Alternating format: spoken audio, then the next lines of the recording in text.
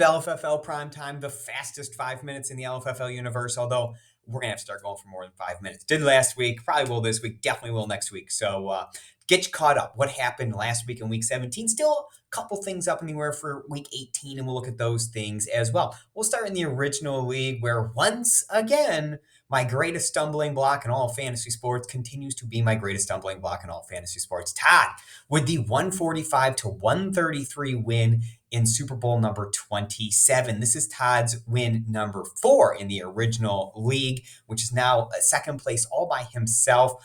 It was actually a real back and forth game. I had some real clankers in the early game, some stinkers for sure. Jalen Hurts did nothing. We just had a bunch of guys. T. Higgins was doing basically nothing. So I was looking in real bad shape. Then Rashad Penny plays and single-handedly basically saves me from the abyss. And then I have Devontae Adams go and lose his mind. So I take a lead over Todd going into Monday Night Football, at which point Todd says, yeah, but I drafted Najee Harris. Najee Harris goes off 37 points last night, delivering Todd the 145-133 win. Congratulations. We'll have much more on Todd's season coming up. Runner finish for me. Todd and I, look, we're the two best teams all year long. We scored the most points. An awesome Super Bowl between the two best teams. It's what you want to see in all the leagues.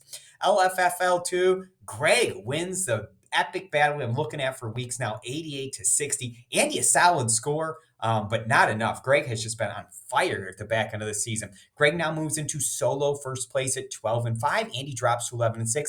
Eric does win over Bill, 62-52, to pull into a tie for second with Andy at 11-6. Bill, as I say, lost. Sean wins over Miles to pull into a tie with Bill for fourth. Todd beat the Merrills, Phil beat myself, so we have a big cluster of 4 teams at 7-10, myself, the Merrills, Todd, and Phil. And then Miles has locked in the number 1 pick in the draft this upcoming year at 5-12. Looking ahead to week 18, Greg taking on Phil, Andy taking on Miles, Eric taking on Sean, Bill taking on the Merrills, Todd taking on myself. Greg has a 1-game lead in over a 100-point game in points scored. Of course, the tiebreaker is points scored. So if he loses and Andy and Eric win, do they still have a chance? Well, let's go to the experts to find out. When pigs fly. Yeah, that's pretty much their chance. Greg has locked this sucker up. It would take something totally ridiculous to happen. So congratulations to Greg. Again, more on this next week. Super Bowl, oh my gosh, it says 13. Let's try Super Bowl 13. Oh my goodness, I can't believe it's that many. Eric, 115, Bills 78. Of course, Bills' first Super Bowl appearance doesn't go the way he wanted it to. Look, Eric had a better team coming in. Eric's team played very well last week.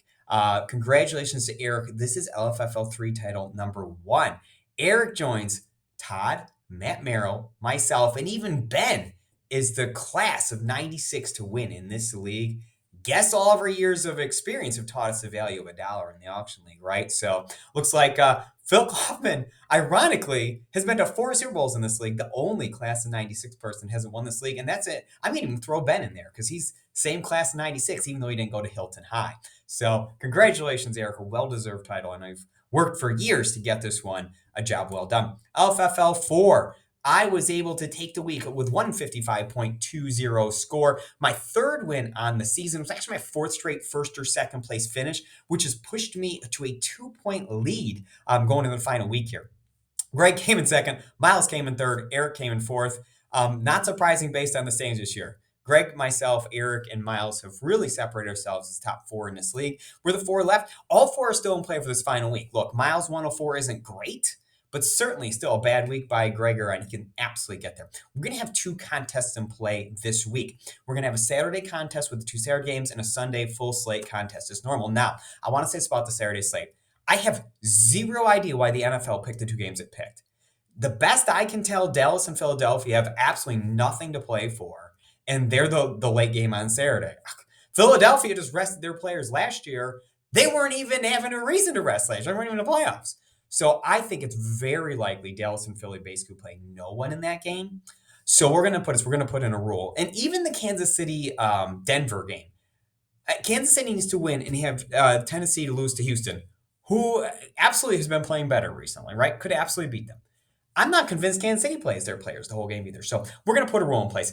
If the starters do not play into the third quarter, this contest will not count for official standings. If the starters do play in the third quarter for all 4 teams, this contest will count for our official final standings. So I'm sorry for the if-then statement, but I'm baffled. There are so many more games that have playoff meetings that I don't know why the NFL didn't play those games on Saturday. But whatever, I don't know. I'm not in charge of that. So we will have that theoretically one or two contests to figure out who the winner is. I will certainly list you on Saturday night what we're looking at for Sunday as well. Nate, congratulations. Won last night's Monday Night Football contest. Najee Harris in that MVP spot, bringing it for Nate. LFFL 5, congratulations again to Mr. Eric Warner, his first LFFL 5 title. Congratulations here. Beats Eric pretty handily. Had a big lead coming into the week and nothing really changed this week. So again, more on this title coming up next week. But Eric, 2 wins. Will not be the only team. A little foreshadowing here. Will not be the only team to win 2 leagues this season.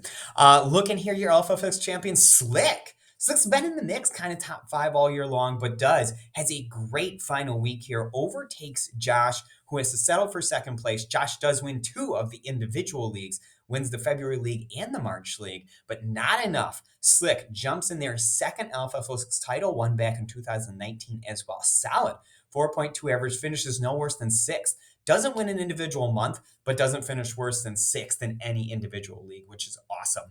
Phil comes in 3rd, Greg comes in 4th, and I round out the top 5 with Matt right behind me. So pretty much a family affair up here at the top of this thing, it looks like. I'll adopt Slick as my other brother. Not that I don't like the one I have, but I'll adopt Slick as well. So congratulations, Slick, on a second LFL 6 title. Sean, we already covered this one-year elimination league this year. Phil has about a 350-point lead over here. Phil will be your LFFL 8 champion. And I said preview time, Phil did win your LFL 9 as well. So looking at your player of the year standings, this is all wrapped up over here. There's no way it's going to change. There's just not enough points left in play to change this.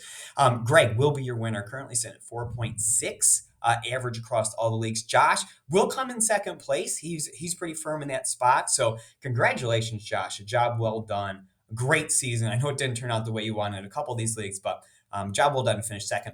Eric will likely take your bronze, but that certainly will be affected potentially by our DraftKings contest as well.